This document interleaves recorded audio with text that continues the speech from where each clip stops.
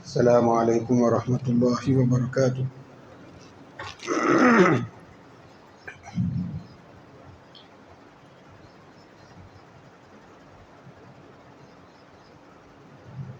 الحمد للہ نحمده ونستعینه ونستغفره ونؤمن به ونتوکل علیہ ونعوذ باللہ من شرور انفسنا ومن سیئات اعمالنا من يهده الله فلا مضل له ومن يضلله فلا هادي له ونشهد أن لا إله إلا الله وحده لا شريك له ونشهد أن سيدنا ونبينا ومولانا محمدا عبده ورسوله أما بعد فأعوذ بالله من الشيطان الرجيم بسم الله الرحمن الرحيم ولله على الناس حج البيت من استطاع إليه سبيلا صدق الله العظيم۔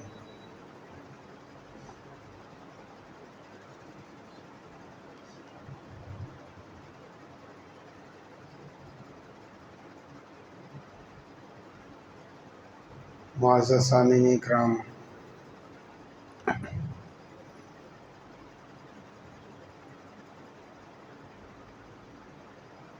اسلام کی بنیاد 5 چیزیں ہیں، جیسے کہ نبی رحمت صلی اللہ علیہ وسلم کا ارشاد مبارک ہے، بنی الاسلام علی 5۔ اسلام 5 چیزوں پر قائم ہے۔ شہادت اللہ الہ الا اللہ، لا الہ الا اللہ کی گواہی دینا، وإقام الصلاۃ، نماز قائم کرنا، وإیتاء الزکوٰۃ، زکوٰۃ ادا کرنا، والحج وصوم رمضان، حج کی عبادت کرنا اور رمضان کے روزے رکھنا۔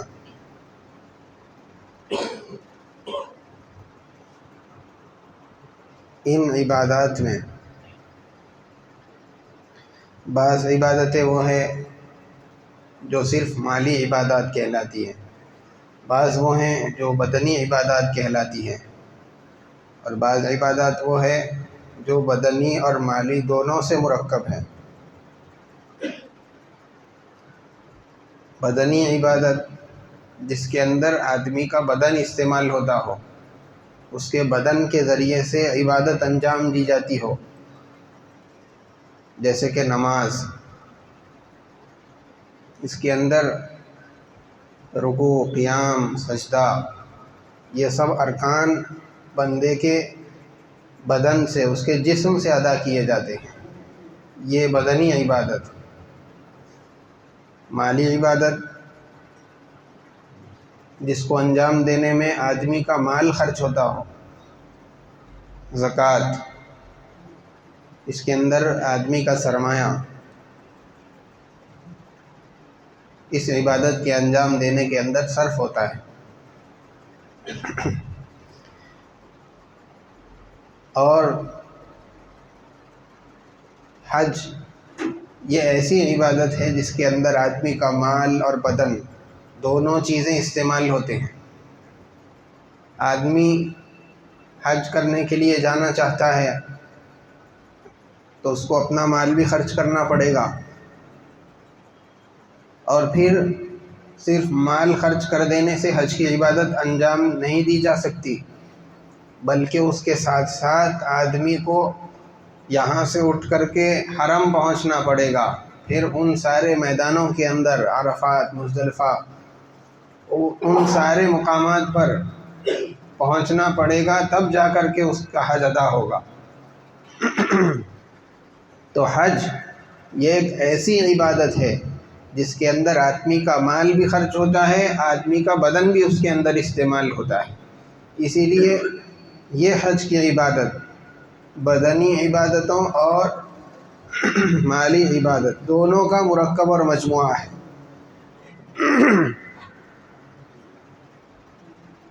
اللہ تبارک و تعالیٰ نے ان عبادات کے اندر ایک عجیب ترتیب قائم فرمائی۔ ان عبادات کے درمیان میں جو ترتیب ہے وہ ایک عاشقانہ ترتیب، جس طریقے سے دنیا کے اندر اگر کوئی آدمی کسی سے محبت کرنے لگتا ہے تو اس محبت کے اندر اپنے محبوب کو خوش کرنے کے لیے،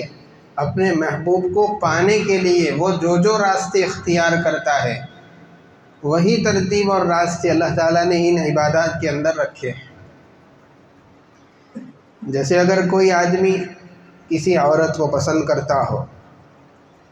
اب اگر اس کو چاہتا ہے، اس سے محبت کرتا ہے، تو اس کا نام لینے کے اندر اس کو ایک شیرینی مٹھاس اس کے منہ کے اندر محسوس ہوتی ہے، اور ضرورت بے ضرورت، موقع بے موقع اس کا نام لینے کے اندر اس کو مزہ آتا ہے، اور اس کو حاصل کرنے کے لیے صرف اسی پر اکتفا نہیں، بلکہ اب جب بار بار نام لے گا محبت کے اندر اضافہ ہوتا چلا جائے گا،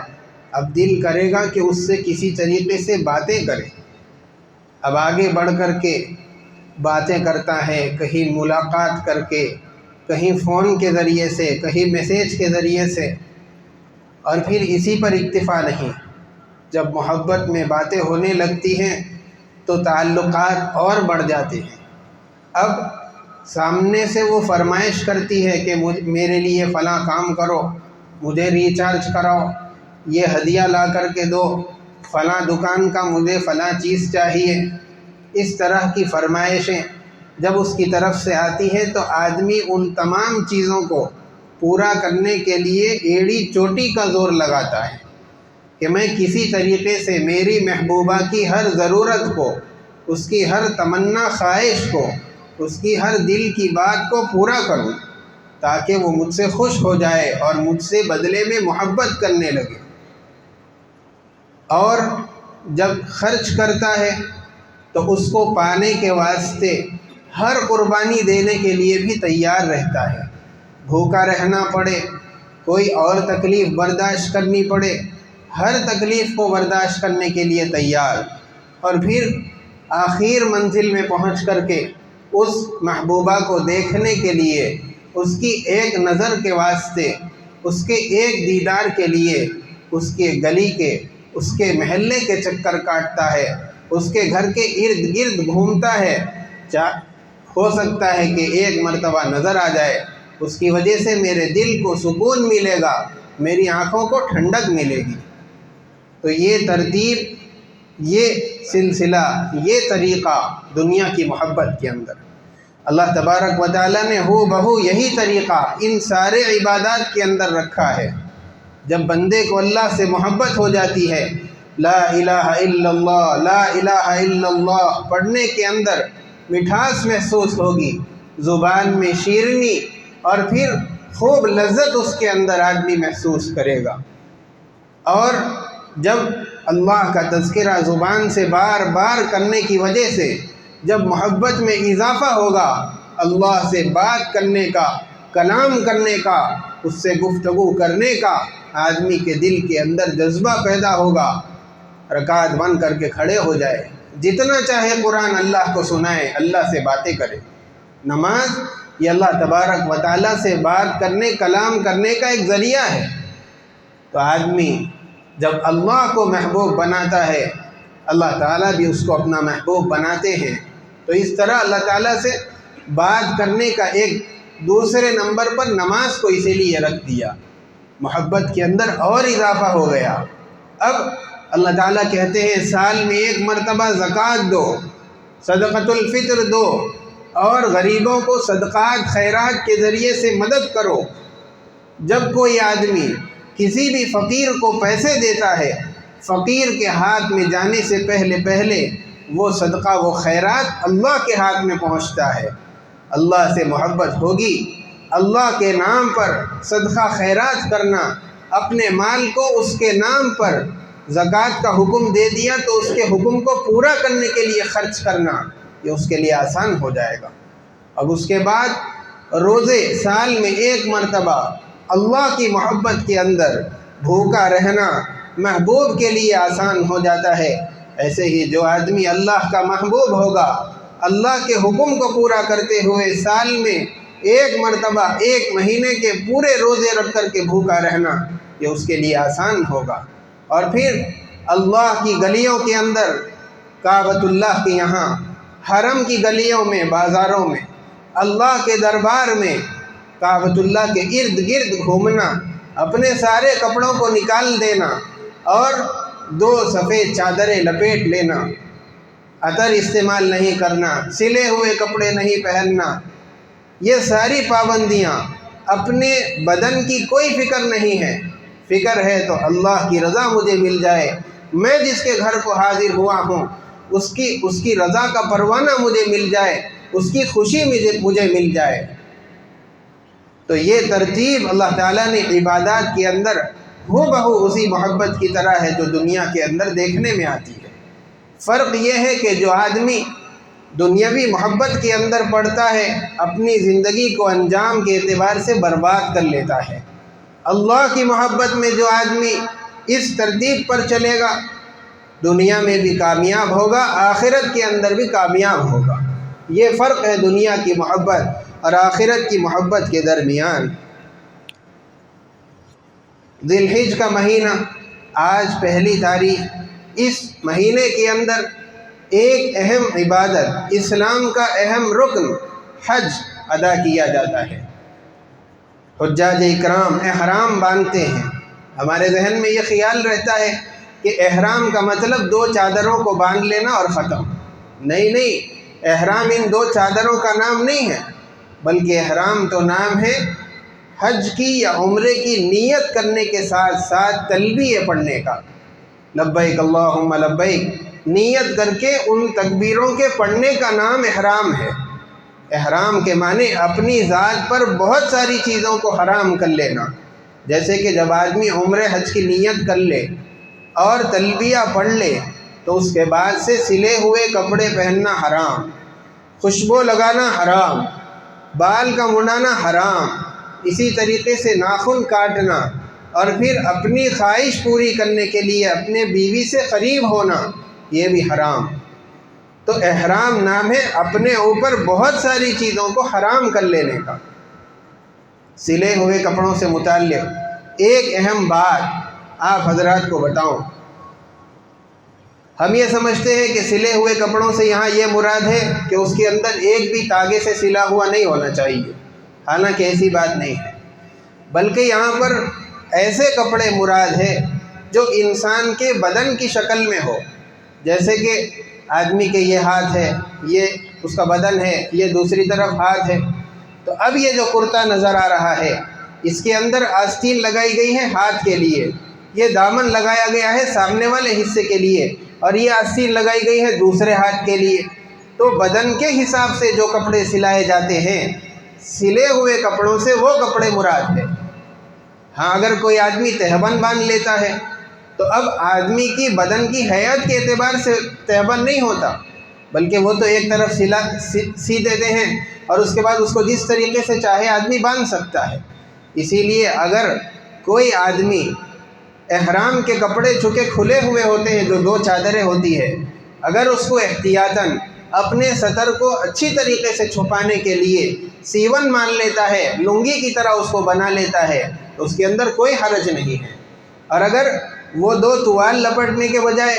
اگر کوئی آدمی اپنا روزمرہ جو گھر کے اندر لنگی استعمال کرتے ہیں وہی پہن لیتا ہے احرام کے اندر، اس میں بھی کوئی حرج نہیں ہے، وہ بھی آدمی استعمال کر سکتا ہے۔ حضرت آدم ابراہیم علیہ السلام جس وقت انہوں نے بیت اللہ کی تعمیر مکمل کر دی، خانہ کعبہ کی تعمیر پوری ہو گئی، اس وقت اللہ تعالیٰ نے حضرت ابراہیم علیہ السلام کو یہ حکم دیا کہ اے ابراہیم، آپ لوگوں میں یہ اعلان کر دیجئے کہ لوگ اس گھر کی طرف آئیں، یہ اللہ کا گھر ہے، اور اس کی یہاں عبادت کریں، اس کا طواف کریں، اس کے چکر لگائیں، اللہ کی یہاں پہنچ کر کے عبادت کرنا ہے۔ جب ابراہیم علیہ السلام کو یہ حکم ملا، بڑے پہاڑ پر کھڑے ہو گئے، وہاں سے زور سے ندا لگائی اور اعلان کر دیا کہ لوگوں آؤ، یہ اللہ کا گھر ہے، اللہ نے اس کو عبادت کے لیے بنایا ہے۔ اب اللہ تبارک و تعالیٰ کے جو محبوب بندے، مقرب بندے اور چنندہ بندے جن کو حج کی توفیق ہوتی ہے، احرام کی نیت سے نیت باندھ کر کے جب تلبیہ پڑھتے ہیں تو وہ ابراہیم علیہ السلام کے اسی اعلان کے جواب کے اندر کہتے ہیں لبیک اللہم لبیک، اے اللہ میں حاضر ہوں، بار بار حاضر ہوں، لبیک لا شریک لک لبیک، میں حاضر ہوں، آپ کا کوئی شریک نہیں ہے، میں حاضر ہوں، بار بار حاضر ہوں، ان الحمد والنعمت لک والملک۔ یہ تکبیر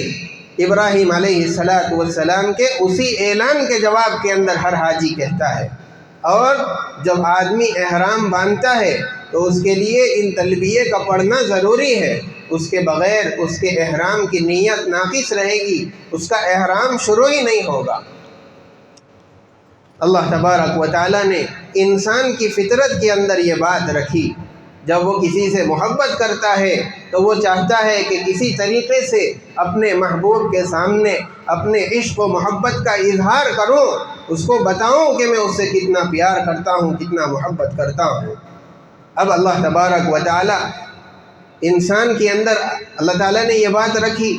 کہ وہ اپنے محبوب کو لپٹنا چاہتا ہے، اس کو بوسہ دینا چاہتا ہے، اس کے قدم چومنا چاہتا ہے، لیکن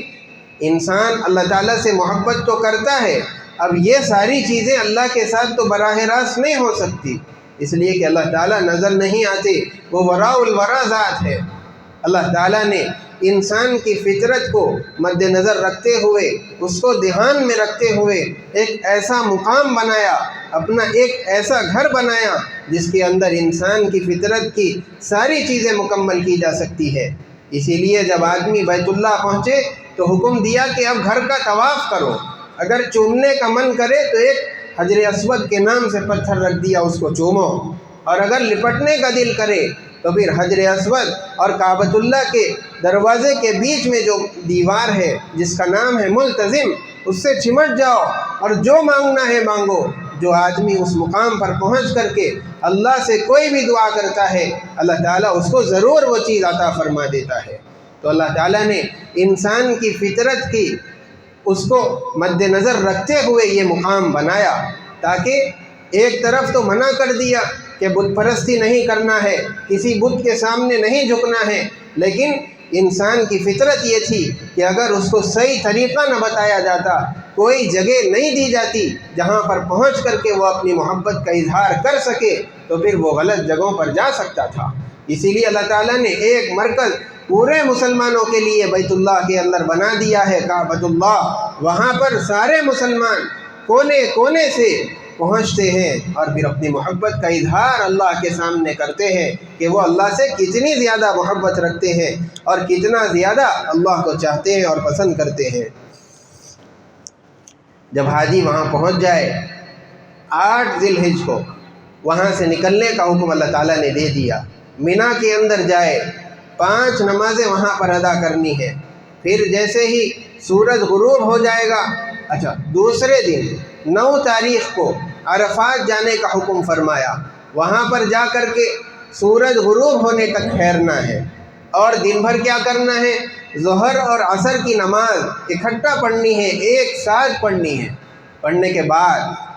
پھر مغرب تک، سورج کے غروب ہونے تک دعاؤں کے اندر، ذکر و اذکار کے اندر، قرآن کی تلاوت کے اندر، درود کے اندر، الغرض کوئی سی بھی عبادت کرے، آدمی اپنے وقت کو قیمتی بناتا رہے یہاں تک کہ سورج غروب ہو جائے۔ سورج غروب ہوتے ہی حاجی کو یہ حکم ہے کہ وہاں سے نکل جائے، مغرب کی نماز ابھی ادا نہ کرے، وہاں سے چل کر کے پھر مزدلفہ پہنچے۔ مزدلفہ کے اندر کتنی ہی رات ہو جائے، وہاں پہنچنے کے بعد ہی مغرب اور عشاء دونوں نمازیں اکٹھی وہاں پر پڑھنی ہے۔ اب ان ساری چیزوں کے اندر آپ غور کیجئے، ایک تو یہ کہ بیت اللہ کے اندر ایک نماز پڑھیں گے 1,00,000 نمازوں کا ثواب، وہاں سے نکلوا دیا اور میدان کے اندر جانے کا حکم دے دیا۔ یہاں پہنچ گئے 5 نمازیں پڑھنے کے بعد عرفات جانے کا حکم دیا، عرفات کے اندر 2 نمازیں اکٹھا پڑھنے کا، ظہر اور عصر ایک ساتھ پڑھنے کا حکم فرما رہے ہیں۔ پھر جیسے ہی سورج غروب ہو گیا، اصل حکم تو یہ ہے کہ سورج جیسے ہی غروب ہو جائے نماز کے اندر تاخیر کرے بغیر فوراً مغرب پڑھ لینی چاہیے۔ وہاں پر حکم دے رہے ہیں کہ نہیں، یہاں پر مغرب مت پڑھو، کتنی بھی دیر ہو جائے مزدلفہ جاؤ، وہاں پر مغرب اور عشاء دونوں نمازیں پڑھو۔ ان مراحل کے اندر، ان مختلف مقامات پر حج کی پوری عبادت کے اندر اللہ تعالیٰ یہ بتا رہے ہیں کہ دیکھو، مکے کے اندر ایک نماز پڑھنے پر جو 1 لاکھ ثواب مل رہا تھا، اس کا دینا بھی ہمارے ہی ذمے ہے۔ لیکن جب ہم نے تم کو حکم دے دیا کہ تم یہاں سے چلے جاؤ، تو پھر اب وہاں ٹھہرنا تمہارے لیے جائز نہیں ہے۔ بذات خود حرم کے اندر، بذات خود مکے کے اندر کوئی چیز رکھی ہوئی نہیں ہے، اور پھر وہاں پہنچنے کے بعد عصر کو اس کے وقت میں پڑھنے کے بجائے ظہر کے ساتھ ہی ملا کر کے پڑھ لو۔ اصل حکم یہ ہے کہ ہر نماز کو اس کے وقت کے اندر پڑھا جائے، لیکن اب یہ حکم ہے کہ دونوں کو ایک ساتھ پڑھو۔ تو ان سارے مراحل کے اندر، سارے ارکان کے اندر ایک مسلمان کو قدم قدم پر یہ سکھایا جا رہا ہے کہ ان عبادات کے اندر، ان مقامات پر کوئی چیز نہیں، اصل ہے تو ہمارا حکم ہے۔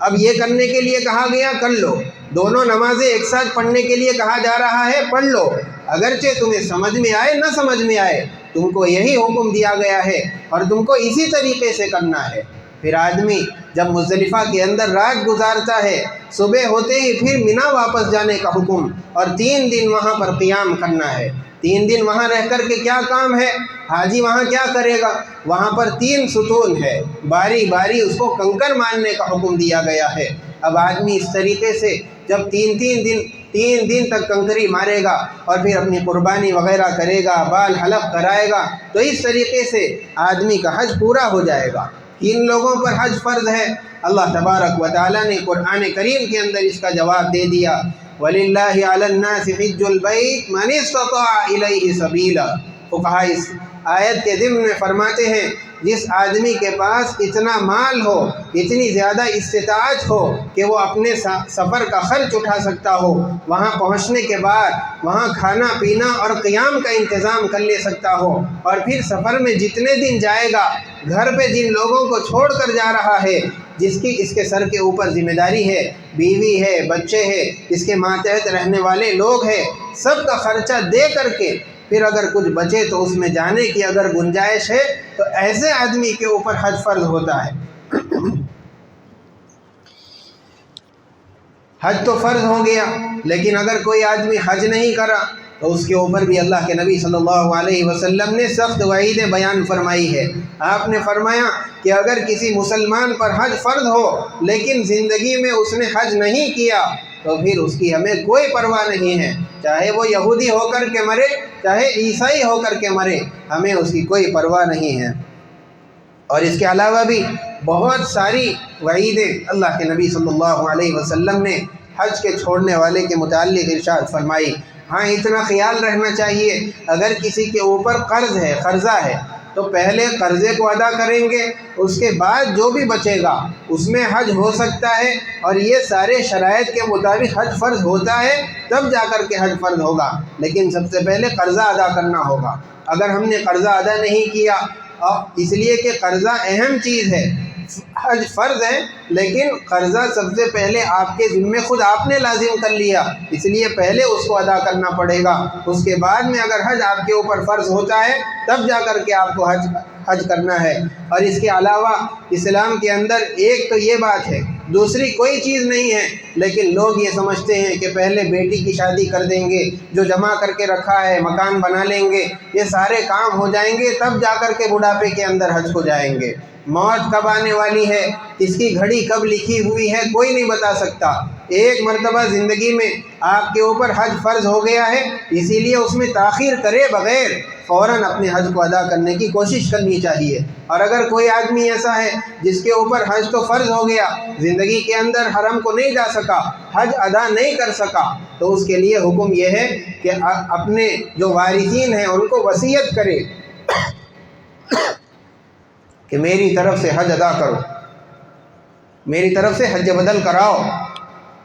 اور وارثین کے لیے یہ حکم ہے کہ جب اس کا انتقال ہو جائے، میت اس کو دفنانے کے بعد، کفنانے کے بعد، اس کے قرضے وغیرہ ادا کر دینے کے بعد جتنا مال رکھا ہوا ہے اس کے 3 حصے کرے، اور پھر یہ دیکھے کہ ان تینوں میں سے ایک حصہ کیا اتنا ہے کہ اس کے اندر حج بدل کرایا جا سکتا ہے یا نہیں کرایا جا سکتا۔ پورے مال میں سے دیکھنا نہیں ہے، بلکہ 1/3 مال میں سے اگر وہ وصیت پوری ہو سکتی ہے تو اس کو پورا کرنا ہے، اور اگر نہیں ہو سکتی تو پھر وارثین پر لازم اور ضروری نہیں ہے کہ وہ اپنے میت کی طرف سے حج کرائے۔ ہاں اگر کوئی اولاد ایسی ہے جو اپنے بال سے بڑی محبت کرتی ہے، انہوں نے خود اپنی طرف سے خوشی سے پیسے دے دیے کہ چلو ابا کی طرف سے حج کرا دیں گے، ثواب مل جائے گا، اس طریقے سے اگر کراتے ہیں تو یہ الگ بات ہے، لیکن اصل حکم یہی ہے کہ 1/3 میں سے حج ہوتا ہے تو حج کرائیں گے، اور اگر اس میں حج نہیں ہو سکتا تو حج نہیں کرایا جائے گا۔ آدمی اسی لیے کوشش کرے کہ جب ذمے میں حج فرض ہو گیا ہے تو حج کر لے، اس لیے کہ اللہ کے نبی صلی اللہ علیہ وسلم نے حج کرنے پر بڑے فضائل بیان فرمائے۔ آپ نے فرمایا کہ حج پچھلے سارے گناہوں کو معاف کر دیتا ہے۔ اس سے محدثین تو فرماتے ہیں کہ چھوٹے گناہ ہیں، لیکن بندہ جب عرفات کے اندر پہنچے گا، اللہ کے سامنے گڑ گڑائے گا، توبہ دلہ کرے گا، تو اس کے ذریعے سے اس کے جو بڑے گناہ ہیں وہ بھی معاف ہو جائیں گے۔ تو اس طریقے سے حج کے ذریعے سے چھوٹے گناہ معاف ہوں گے، اس کی توبہ کے ذریعے سے بڑے گناہ معاف ہو جائیں گے۔ تو جب حج کر کے حاجی جب گھر لوٹتا ہے تو اپنے گناہوں سے، بڑے چھوٹے سبھی گناہوں سے پاک صاف ہو کر کے لوٹتا ہے۔ اسی لیے جن لوگوں پر حج فرض ہے وہ اس سال نہیں تو آئندہ سال یا کسی بھی سال ارادہ کر کے جلد سے جلد اس فریضے کو ادا کرنے کی کوشش کرے۔ اللہ تبارک و تعالی ہم تمام کو اپنے گھر کی حاضری نصیب فرمائے۔ جن لوگوں پر حج فرض ہے ان کے جانے میں راستے ہموار فرمائے، سہولتیں پیدا فرمائے۔ وصلی اللہ وسلم علی سیدنا محمد وعلی آلہ واصحابہ اجمعین، وآخر دعوانا ان الحمد للہ رب العالمین۔